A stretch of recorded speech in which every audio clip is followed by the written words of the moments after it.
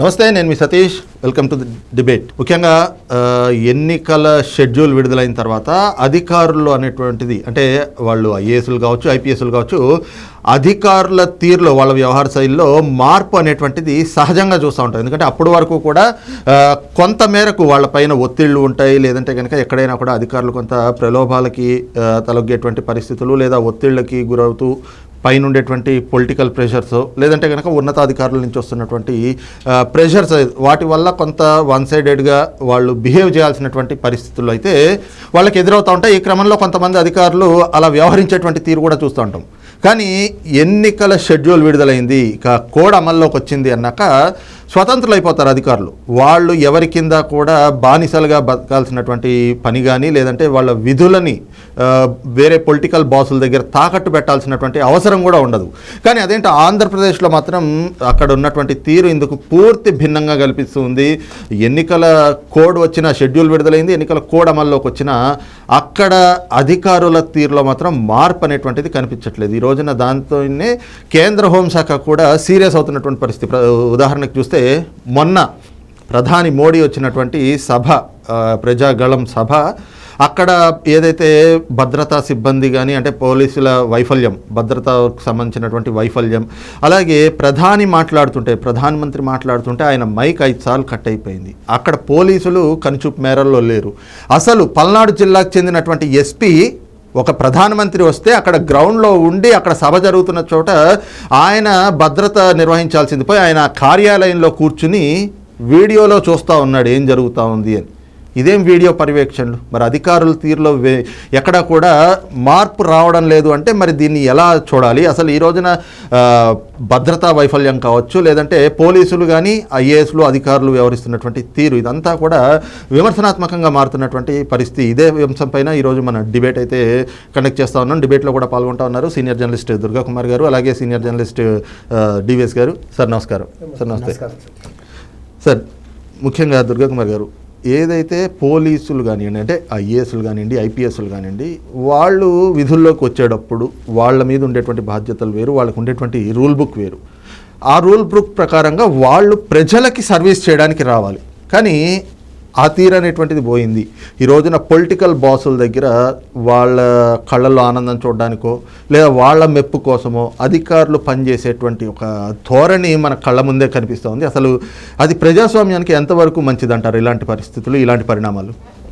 అసలు ప్రజాస్వామ్యం కాదండి. ఇప్పుడు మీరు అన్నట్టు వాళ్ళు ప్రభుత్వం చేత నియమించి ప్రజల కోసం పనిచేసే వ్యక్తులు ప్రభుత్వం మీద అధికారులకి బానిసలుగా పనిచేయాల్సిన అవసరం లేదు. సరైన ఆదేశం అయితే ఆచరించవచ్చు, కానీ సరైన ఆదేశం కానప్పుడు వాళ్ళ పరిమితి లోపల వాళ్ళు పనిచేయాలి. లేకపోతే రేపు ఇవన్నీ కూడా సమీక్షకు వచ్చే అవకాశం ఉంటుంది. ఇప్పుడు ప్రధానమంత్రి గారి పర్యటన విషయమే తీసుకోండి. వాళ్ళు ఇప్పుడు మీరు చెప్తున్నట్టు ఒక ఎస్పీ స్థాయి అధికారి ఇంట్లో క్యాంప్ ఆఫీసులో కూర్చుని వీడియోలో చూస్తా పర్యవేక్షిస్తున్నాడంటే అది నిర్లక్ష్యానికి పరాకాష్ట. అసలు ఎస్పీ కాదండి, డిఐజీ స్థాయి అధికారులు కూడా అక్కడ ఉండాలి. ప్రైమ్ మినిస్టర్ వస్తుందా, అదే చిన్న విషయం కాదు. వాళ్ళు ప్రైమ్ మినిస్టర్ అక్కడి నుంచి టేక్ ఆఫ్ అయ్యే వరకు కూడా వాళ్ళు అనుక్షణం ప్రతిక్షణం మానిటర్ చేయాలి సెక్యూరిటీని. అలాంటిది నిన్న పోలీస్ అధికారుల పనితీరు ఈ విధంగా ఉందంటే గత 5 సంవత్సరాలుగా కూడా వాళ్ళు ఇలాంటి పరిపాలనకి అలవాటు పడిపోయారు. ఏ రాష్ట్రంలో కూడా ఇంత నిర్లిప్తమైన పరిస్థితి ఉండదు.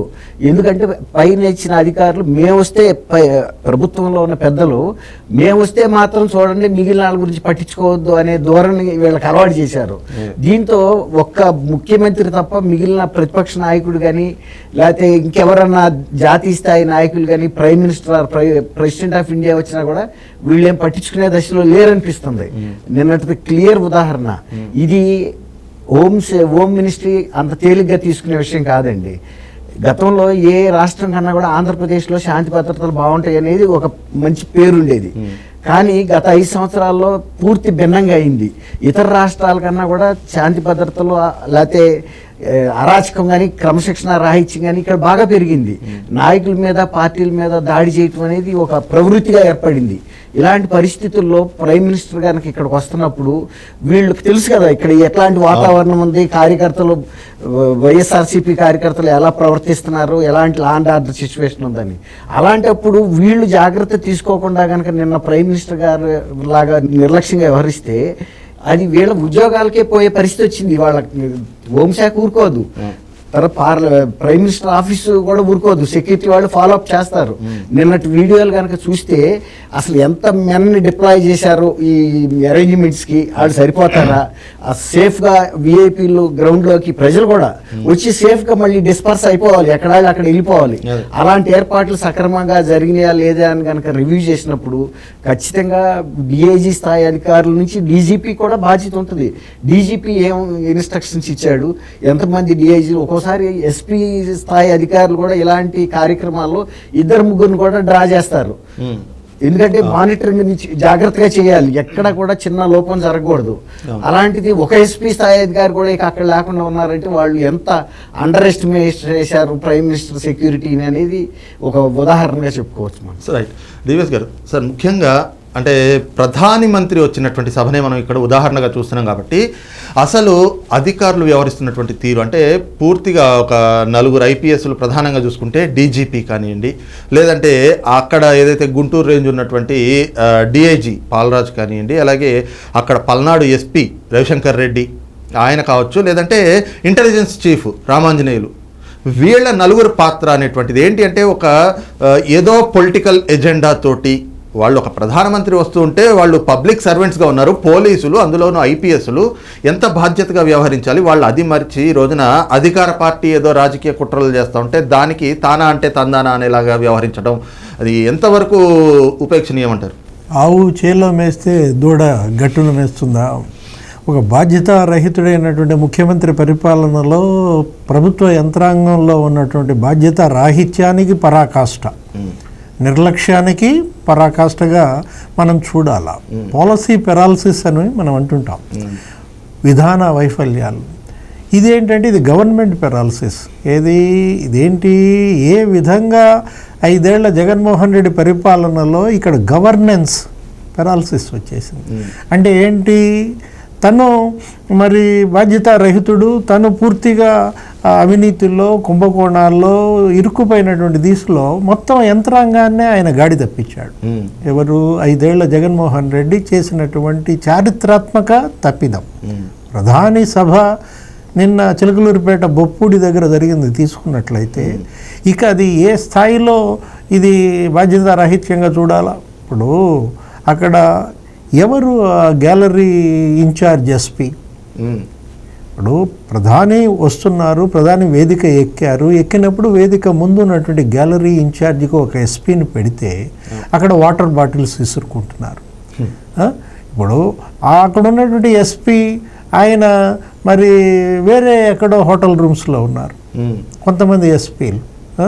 ఇప్పుడు అక్కడ ట్రాఫిక్ ఇన్ఛార్జ్ ఎస్పీ ప్రధానమంత్రి హెలికాప్టర్లో వస్తూ చూసిన దృశ్యాలనే ముఖ్యమంత్రి మాజీ చంద్రబాబుకి చెప్పారంట. అసలు ఏంటి ట్రాఫిక్ కంట్రోల్ ఏంటి? హైవే మొత్తం వెహికల్స్ అన్నీ ఆపేశారు, 3 కిలోమీటర్ల నుంచి వాళ్ళు నడుచుకుంటూ వస్తున్నారు, నేను పైనుంచి చూశానని ప్రధానే ఆవేదన చెందాడంటే మరి ఇంకా ఏ స్థాయిలో వీళ్ళు ఉన్నారో మీకు అక్కడే అర్థమైపోతుంది. ఇప్పుడు ఈ పాసులు ఇష్యూ చేసడం ఏంటి? నిన్న నాదెండ్ల మనోహర్ జనసేన దుమ్మెత్తి పోసాడు ప్రెస్ కాన్ఫరెన్స్ పెట్టి. ఏమని? బ్లాంక్ పాస్లు ఇవ్వటం ఏంటి? అసలు సంతకం పెట్టినాడు ఎవరు ఆ బ్లాంక్ పాస్ మీద? అది ప్రధాని వస్తున్న సభ.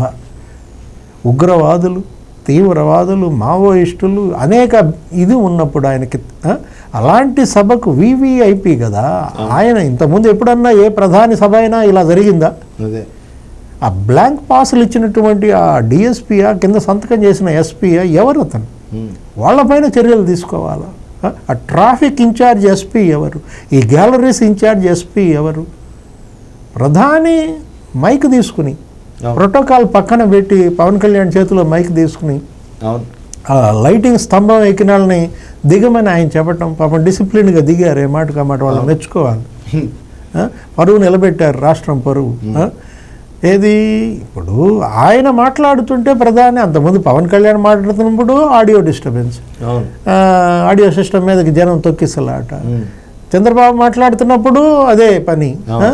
ప్రధాని ప్రసంగించేటప్పుడన్నా వాళ్ళు జాగ్రత్త పడాలి కదా. అక్కడ రూప్ పార్టీ ఏం చేస్తోంది, అంతకుముందు 2-3 సందర్భాల్లో వార్నింగ్ ఇచ్చినప్పుడు వాళ్ళు అక్కడ ఉన్నటువంటి ఆ క్రౌడ్ని కంట్రోల్ చేయాలి కదా.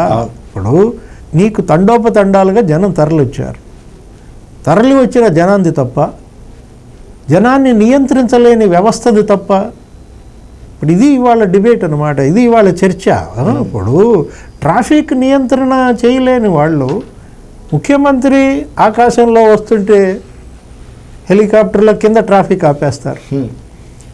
ఏది 3-4 కిలోమీటర్లు వాళ్ళు తిట్టుకుంటున్నారు. ఆయన వెళ్తోంది హెలికాప్టర్లో జగన్మోహన్ రెడ్డి, మాకు ఇక్కడ రోడ్డు మీద ట్రాఫిక్ ఆపటం ఏంటి? ఇప్పుడు కురుపాం ముఖ్యమంత్రి వచ్చాడు మీ ఊరు, మీ దగ్గర. కురుపాం ముఖ్యమంత్రి జగన్మోహన్ రెడ్డి పుష్పశ్రీవాణి దగ్గరికి వస్తే వాళ్ళు ఏదో అక్కడ ప్రోగ్రాం పెడితే 130 కిలోమీటర్ల అవతల ఒడిశా బోర్డర్లో ఆపేశారు. వందలాది లారీలు హైవే మీద.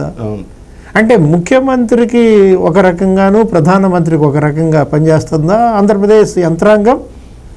ఇప్పుడు ఎవరు ఇక్కడ వివిఐపి? ఇది ఒక మహా కుట్రగా కనపడుతుంది మనకి. ఎందుకంటే ప్రధాని సభని ఇలా భగ్నం చేయడం ద్వారా, ఆయన్ని ఇలా అవమానించడం ద్వారా వీళ్ళు ఏ సందేశం ఇస్తున్నారు, ఏమని ఆయన తెలియజేయాలని చూశారు? ప్రధాని స్పీచ్లో మీరు విన్నారు ఏమని ఆయన మాట్లాడుతూ ఏమన్నాడు? ఈ క్రౌడ్ కంట్రోల్ కాకపోవడం, ఈ ఆడియో డిస్టర్బెన్సెస్ ఇది చూసి వైఎస్ఆర్ కాంగ్రెస్ పార్టీ ప్రభుత్వం మీద, రాష్ట్ర ప్రభుత్వం మీద మీ ఆగ్రహం నాకు కనపడుతోంది, నాకు అర్థమైంది అన్నాడు.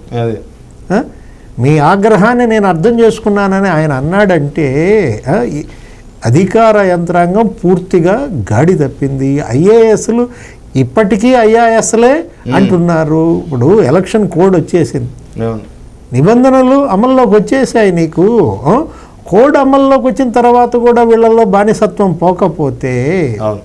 రైట్, దుర్గాకుమార్ గారు మీరు చెప్పండి. అంటే ముఖ్యంగా కోడ్ అమల్లోకి వచ్చిన తర్వాత సహజంగా మార్పు అనేటువంటిది, అందుకే మిగతా సందర్భాల్లో ఎలా ఉన్నా కూడా వాళ్ళు అంటే అధికార పార్టీ మరి వాళ్ళు పెట్టేటువంటి ఒత్తిళ్లు కావచ్చు లేదా ప్రలోభాలకి తలొగ్గైనా అది వేరే సందర్భం. కానీ వన్స్ కోడ్ వచ్చిన తర్వాత వాళ్ళు న్యూట్రల్గా వ్యవహరించాల్సినటువంటి పరిస్థితి ఉంటుంది. ఎందుకంటే అందరూ కూడా ఎన్నికల సంఘం అండర్లోకి వెళ్ళిపోతారు కాబట్టి. అయినా కూడా ఇక్కడ ఆంధ్రప్రదేశ్లో అంటే దేశమంతా ఒక విధంగా నడుస్తూ ఉంటే ఆంధ్రప్రదేశ్లో అధికారులు ఏమిటి ప్రత్యేకత? వాళ్ళు మాత్రం ఇంకా మారకపోవడం, వాళ్ళు ఇప్పటికీ కూడా జగన్మోహన్ రెడ్డి గారి అనువాయులుగానే వ్యవహరిస్తూ ఉండడం మరి దేనికి సంకేతం అనుకోవాలి? ఇది ఎట్లా ఉంటుందంటే కంప్రెస్ చేసి నొక్కి పెట్టి కనుక కొన్నాళ్ళు ఉంచి తర్వాత మనం ఆ కుండ పెంకు పగలగొట్టినా కూడా మట్టి ఎట్లా ఉంటుందండి? ఏ కుండ ఆకారంలోనే ఉంటుంది. వీళ్ళు అలా నొక్కి పెట్టి వేయబడ్డారు 5 సంవత్సరాల నుంచి. గతంలో లాగా అధికారులకి స్వేచ్ఛ ఇవ్వాల, కనీస స్వేచ్ఛ కూడా ఇవ్వాల. దాంతో వాళ్ళ అధికారాలని, వాళ్ళ స్థాయిని, వాళ్ళ విధుల్ని, వాళ్ళ స్వభావాన్ని కూడా వాళ్ళు మర్చిపోయారు. కొన్నాళ్ళు కనుక ఒక పులిని కూడా తీసుకొచ్చి మేకల మందులో పెట్టారనుకోండి, కొన్నాళ్ళకి అది కూడా ఈ మేకలాగా తయారవుతుంది. అట్లాగే వాళ్ళ సహజ స్వభావాన్ని, శక్తిని కూడా వాళ్ళు మర్చిపోయారండి. వీళ్ళు ఎంత కంప్రెస్ చేశారంటే వాళ్ళని నైతికంగా దెబ్బతీసేసి, అంటే వాళ్ళు ఒక ఉప్పు కారం పిండి పెడతారు చూసారా, ఆ విధంగా వాళ్ళకి ఎలా కావాలో అట్లా తయారు చేసి మట్టి శుద్ధలాగా పెట్టారు. కానీ వీళ్ళు మనకి ఇంకా ఇంత అధికారాలు ఉన్నాయి, మనకి ఇన్ని విధులు ఉన్నాయి, మనం ఫలానా ప్రభుత్వానికి జవాబుదారీ, ప్రజలకి జవాబుదారీగా ఉన్నాము, ఇక్కడ ఒక రాజ్యాంగ వ్యవస్థలు ఉన్నాయి అనేది కూడా వాళ్ళు మర్చిపోయారండి. వాళ్ళు కేవలం కట్టు బానిసలు ఎలా తయారవుతారో అలా వాళ్ళంక చూస్తున్నారు. ప్రభుత్వంలో ఉన్న సలహాదారులు అసలు వీళ్ళు ముఖ్యమంత్రి రాక కూడా వెళ్ళే పరిస్థితి వీళ్ళకి లేదండి. సలహాదారులు వీళ్ళని టేమ్ చేస్తున్నారు. రింగ్ మాస్టర్లు ఉంటారు సర్కస్లో, ఇట్లా అనగానే వచ్చి ఆ స్టూల్ మీద 4 కాళ్ళు పెట్టి కూర్చుంటుంది ఎంత సింహమైన. అట్లా వాళ్ళ స్వభావం మర్చిపోయి వేరే దీనిలోకి వచ్చారు. ఇప్పుడు మీరు అడిగారు కదా, ఎందుకు దేశవ్యాప్తంగా అధికారులేమో స్వేచ్ఛను అనుభవిస్తున్నారు, తర్వాత కేంద్ర ఎన్నికల సంఘానికి జవాబుదారీగా ఉంటున్నారు, ఇక్కడ ఎందుకు ఉంటలేదన్నారు. ఇక్కడ ఈ 5 సంవత్సరాల్లో జరిగిన పరిపాలన, అప్పుడు ఆయన చెప్పాడు కదా ప్రైమ్ మినిస్టర్ గారు, ఇంతకుముందు శ్రీనివాస్ గారు అన్నట్టు, ఆ ముఖ్య పరిపాలన మీద మీరు ఎంత వ్యతిరేకత ఉందో నాకు అనిపిస్తుంది అని చెప్పాడంటే ప్రైమ్ మినిస్టర్ గారు, వైఎస్ఆర్సీపీ పాలనని ఆయన చూసి చూడగానే కనిపెట్టాడు. జనంలో ఉన్న ఆగ్రహం, జనంలో ఉన్న ఆవేశం, తర్వాత వాళ్ళు వచ్చిన తీరు, ఒక పబ్లిక్ మీటింగ్ గతంలో లాగా ఇప్పుడు రావట్లేదండి. కానీ నిన్న అంతమంది వచ్చారంటే మేము ఇది ఎప్పుడు చూసాము, జనతా పార్టీ టైంలో చూసామండి. ప్రజలు తమంతట తమ ఇదిగా రావటం, స్వచ్ఛందంగా రావటం. అది నిన్న మోడీ గారికి కనబడింది.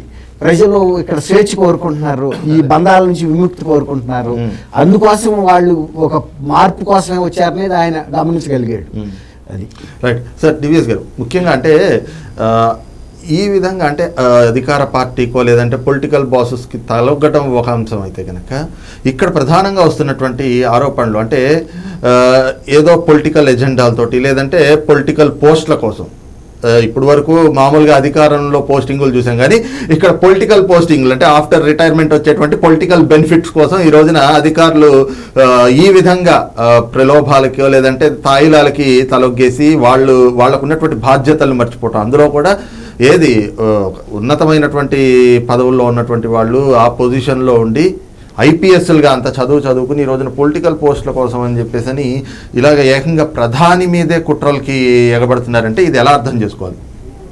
చూసాం మనం, ఏదో మీడియాలో కూడా అన్నా నువ్వు ఉండాల్సింది ఇక్కడ కాదన్నా, రాజ్యసభలో ఉండాల్సింది, నీలాంటి వాళ్ళు రాజ్యసభలో ఉండాలన్నా అని చెప్పి ఎవరితోనో ఇలాంటి అధికారులతోనే ముఖ్యమంత్రి జగన్మోహన్ రెడ్డి గారు అన్నట్టు. అంటే బిస్కెట్ల అదే జగన్మోహన్ రెడ్డి ఇలాంటి బిస్కెట్లు అనేక మందికి వేస్తుంటారు. ఏది ఆయన వ్యాపారంలోనూ బిస్కెట్లు వేసే ఈ స్థాయికి వచ్చారు, ఇక రాజకీయంలోనూ బిస్కెట్లు వేస్తూ వీళ్ళందరికీ చేసుకుంటూ ఇక్కడ బకరాలు అవుతుంది జగన్మోహన్ రెడ్డి కాదు, ఇక్కడ బకరాలు అవుతుంది అతని వలలో పడినాడు అధికారులు. వాళ్ళు ఎవరైనా కావచ్చు, అధికార యంత్రాంగం కావచ్చు, నాయకులు కావచ్చు, కార్యకర్తలు కావచ్చు, ప్రజలు కావచ్చు. జగన్ ఎంతమందిని బకరాలు చేశాడు సతీష్. ఇప్పుడు జగన్మోహన్ రెడ్డి వ్యాపారంలో 100 మందిని బకరాలు చేశాడు, రాజకీయంలో ఇక నువ్వు ఎంపీలు ఇవాళ బకరాలే, ఎమ్మెల్యేలు బకరాలు. ఇప్పుడు చేసేవాడిది తప్పు కాదు, అయ్యేవాడిదే తప్పనమాట. వివేచన మనం కోల్పోకూడదు. అతను ఉండేది 5 ఏళ్ళు, ముఖ్యమంత్రిగా గెలిస్తే ఈయనే కాదు, ప్రధాని అయినా మంత్రి అయినా ఎమ్మెల్యే అయినా అతను మనం బాస్ కాదు. ప్రభుత్వంలో నువ్వు బాధ్యుడు అయ్యావంటే, ఒక అధికారిగా నువ్వు మారావంటే, ఒక ఉద్యోగిగా నువ్వు చేసావంటే నీకు ఒక ఓత్ ఉంటుంది, నీకు ఒక గైడ్ లైన్స్ ఉంటాయి, నీకు మార్గదర్శకాలు ఉన్నాయి, నీకు కోడ్ ఆఫ్ కాండక్ట్ ఉంది, సర్వీస్ రూల్స్ ఉన్నాయి. వీటన్నిటికీ బద్ధుడనై నేను ఉద్యోగం చేస్తాను, విధులు నిర్వర్తిస్తానని నువ్వు వాగ్దానం చేసి సంతకం పెట్టి నువ్వు వచ్చావు. వాటికి నువ్వు ఎంత మేరకు న్యాయం చేస్తున్నావు అనే ప్రశ్న నువ్వు వేసుకోవాలి. ఇప్పుడు అవినీతికి పాల్పడి 100 కోట్లు కొల్లగొట్టి ఈ 100 కోట్లు రేపు జనం మీద పంచి ఇలాంటి జగన్మోహన్ రెడ్డి లాంటి పార్టీని అడ్డం పెట్టుకుని రాజ్యసభకు వెళ్దాం అనుకుంటే వెళ్ళిన వాళ్ళంతా ఏమయ్యారు? జైళ్లలో ఉన్నారు. ఏది మనం చూసాం, తెలంగాణ సీఎం కేసీఆర్ కూడా ఇలాగే అధికారులని ఎంకరేజ్ చేశాడు. ఆయన ఎవరో దుర్గా కుమార్ గారు, ఎవరైనా కలెక్టర్ వెంకట్రామరెడ్డి ఎమ్మెల్సీ ఇచ్చాడు. వెంకట్రామరెడ్డి ఇప్పుడు ఎక్కడున్నారు? ఎమ్మెల్సీ. ఆయన కూడా ఇట్లాగే కేసీఆర్ స్తోత్రం చేసి అసలు ఆయనకు పాదాభివందనం చేసి, ఇప్పుడు అది తప్పు అన్నమాట. వీళ్ళు రాజ్యాంగానికి బద్దులై ఉండాలా, జెండాకి బద్దులై ఉండాలి. వీళ్ళు తల వంచాల్సింది జెండా ముందు కానీ జగన్ ముందు కాదనమాట. దురదృష్టం ఏంటంటే అంటే ప్రధానంగా ఇక్కడ ఏంటి అంటే ఈ రోజున ప్రధాని సభ వైఫల్యాలు కనిపించే అధికారుల మీద చర్యలకు కూడా ఏదైతే అటు కేంద్ర హోంశాఖ కావచ్చు లేదంటే ఎన్నికల సంఘం కూడా వాళ్ళు చర్యలు తీసుకునే దిశగా ఆలోచనలు చేస్తున్నట్టుగా కూడా కొన్ని ప్రచారాలు చర్యలు తీసుకోవాలి. ఆల్రెడీ ఎన్నికల సంఘం పశ్చిమ బెంగాల్ డీజీపీని పక్కకు తప్పించింది.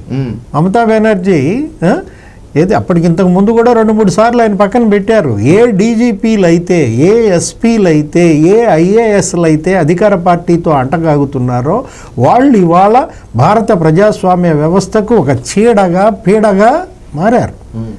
అర్థం కాల, వీళ్ళని పక్కకు తప్పించాలా. స్వేచ్ఛాయుతంగా పారదర్శకంగా ఎన్నిక జరగాలంటే, ఫ్రీ అండ్ ఫెయిర్ ఎలక్షన్ జరగాలంటే వెస్ట్ బెంగాల్లో ఎలా అయితే ఎన్నికల సంఘం ఉక్కు పాదం వేసిందో 6 రాష్ట్రాల్లో హోం సెక్రటరీలను మార్చారంట దుర్గా కుమార్ గారు. చాలా గొప్ప విషయం. హోం సెక్రటరీలనే మార్చేశారు 6 రాష్ట్రాల్లో. ఆంధ్రప్రదేశ్ పైన ఎందుకని ఇంకా కేంద్ర ఎన్నికల సంఘం దృష్టి పెట్టలేదు అనేది వాళ్ళ ప్రజల ప్రశ్న. ఇంత జరిగిన ప్రధాని సభనే భగ్నం చేయాలని చూసినటువంటి అధికార యంత్రాంగం పైన కేంద్ర ఎన్నికల సంఘం, కేంద్ర హోంశాఖ కఠిన చర్యలు తీసుకోవాలి. రైట్, ఇది చూస్తున్నాం కదా. ముఖ్యంగా ఏదైతే ఇవాళకి ఎన్నికల కోడ్ అమల్లోకి వచ్చినా కూడా మారనటువంటి అధికారుల తీరు, అంటే ఏదో జగన్మోహన్ రెడ్డి వేసేటువంటి బిస్కెట్ల కోసం అన్నట్లుగా ఆయన వేసేటువంటి ఈ పదవుల పందేరానికి వాళ్ళు కూడా అలాంటి ప్రలోభాలకి, ఆ తాయిలాలకి తలొగ్గి తమ బాధ్యతలు ఏమిటి, తాము తీసుకున్నటువంటి ఏదైతే ప్రతిజ్ఞ ఉంటుందో ఆ ప్రతిజ్ఞను కూడా మరిచి ఈ రోజున తమ బాధ్యతలు, విధుల్ని విస్మరిస్తున్నటువంటి అధికారులపైన ఖచ్చితంగా చర్యలు తీసుకోవాల్సినటువంటి ఆవశ్యకత ఆంధ్రప్రదేశ్లో కనిపిస్తుంది. అదే సమయంలో ఏదైతే ఏకంగా ప్రధానమంత్రి వచ్చినటువంటి సభలోనే వాళ్ళు ఈ స్థాయిలో నిర్లక్ష్యం చూపించారు అంటే ఎలాంటి స్థితిలో ఆంధ్రప్రదేశ్ ఉంది, అంటే ఆంధ్రప్రదేశ్లోని ప్రజాస్వామ్యం ఏ దిశగా పోతోంది అనేటువంటి అనుమానాలు కూడా కలుగుతున్నాయి. కాబట్టి ఖచ్చితంగా కేంద్ర ఎన్నికల సంఘం ఈ అంశంలో మాత్రం వెంటనే సీరియస్ యాక్షన్ తీసుకోవాల్సినటువంటి పరిస్థితులు కూడా కనిపిస్తున్నాయి అన్నటువంటి భావాన్ని సీనియర్ జర్నలిస్ట్ డివిఎస్ గారు, అలాగే సీనియర్ జర్నలిస్ట్ దుర్గా కుమార్ గారు కూడా వ్యక్తం చేస్తూ ఉన్నారు. ఇది ఈ రోజు ఉన్నటువంటి డిబేట్. రేపటి డిబేట్లో మరో అంశంతో ముందుకు వస్తాం. Thank you sir. నమస్తే. థ్యాంక్ యూ సతీష్ గారు, మన వీక్షకులకు.